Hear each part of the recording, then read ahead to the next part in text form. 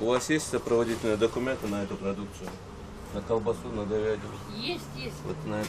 Есть. На сосиски? Все есть. С 1 января 2018 года предпринимателям, осуществляющим торговую деятельность, необходимо помимо бумажного сертификата иметь и электронный, но владельцы продуктовых магазинов на Северном Кавказе не спешат их оформлять. Каждый товар у нас есть свои документы и как качество, что там соответствует, все.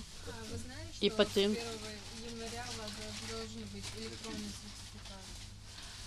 Приобретем, что надо. Электронная система «Меркурий» идет на смену бумажной, и это очень удобно. К примеру, все необходимые документы всегда можно будет посмотреть в интернете. К тому же после регистрации предприниматель будет иметь доступ к актуальной для осуществления торговой деятельности информации. Для Северного Кавказа время внедрения электронной системы «Меркурий» продлено до 1 июля 2018 года. Реализация животных, животной продукции, кормов, кормовых добавок, лекарственных средств для ветеринарного применения.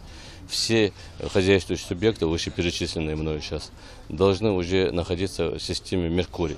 Они все должны находиться в этой системе, так как если эти субъекты не будут зарегистрированы в системе «Меркурий», то их деятельность будет считаться незаконной уже.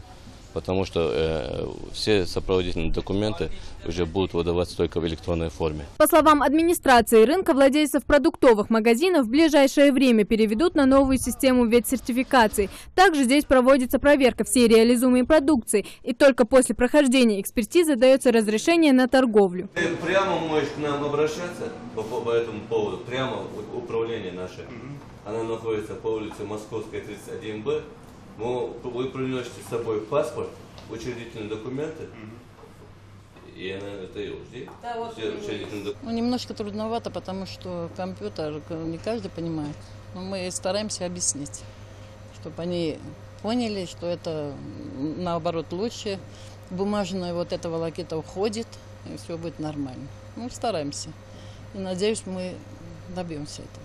Предприниматели, у которых не будет этого документа, будут составлять соответствующий протокол и накладывать штрафные санкции. Хэди Бекбузарова, Хаваш Гойгов, Новости 24.